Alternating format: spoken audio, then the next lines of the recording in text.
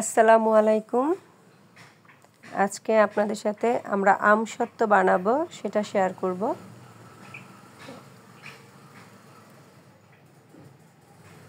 আমগুলো এভাবে সিদ্ধ করে নিতে হবে।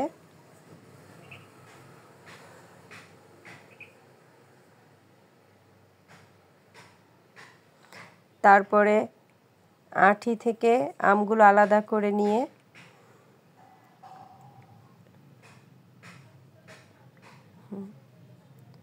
এভাবে আঁটি থেকে আমগুলো আলাদা করে নেবেন।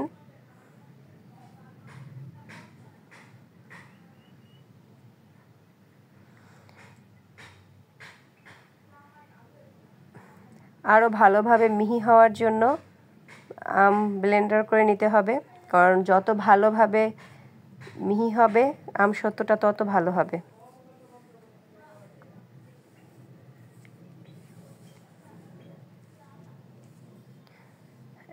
হ্যাঁ, ব্লেন্ড করার পর এরকম একটা ছাঁকনিতে দিয়ে এইভাবে ছেঁকে নেবেন। যদি কোনো আঁশ থেকে থাকে সেটা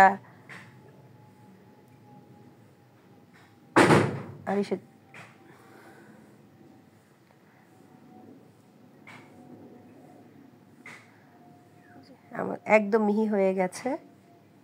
এখন মরিচের গুঁড়ো দিয়ে ভালোভাবে নেড়ে নিতে হবে, যেন আমের সাথে মরিচের গুঁড়োটা পুরোপুরিভাবে মিক্সড হয়ে যায়।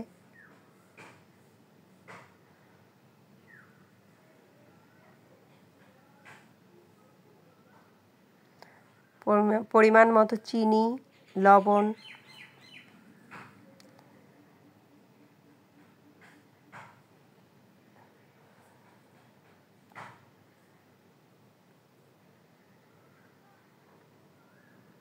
পরিমাণ মতো চিনি লবণ দিয়ে ভালোভাবে নেড়ে দিতে হবে।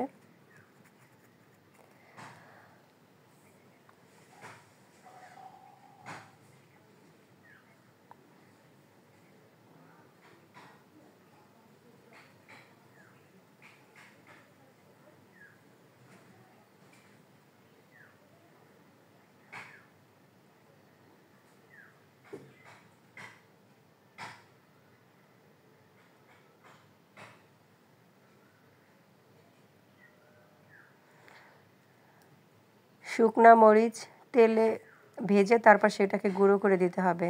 তারপর জিরার গুঁড়া, পাঁচফোড়ন দিয়ে ভালোভাবে মিক্সড করতে হবে।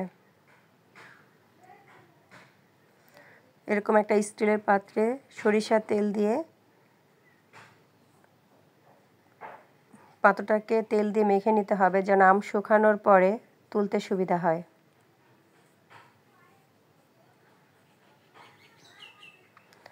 এরপরে রোদে দিয়ে দিতে হবে। রোদে দিয়ে এটা খেয়াল করতে হবে একদম পুরোপুরিভাবে শক্ত হয়ে যাওয়া পর্যন্ত রোদে দিতে হবে।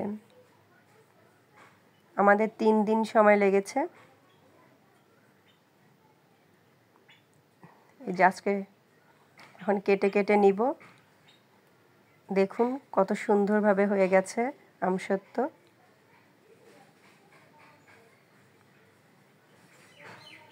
আজ এই পর্যন্তই।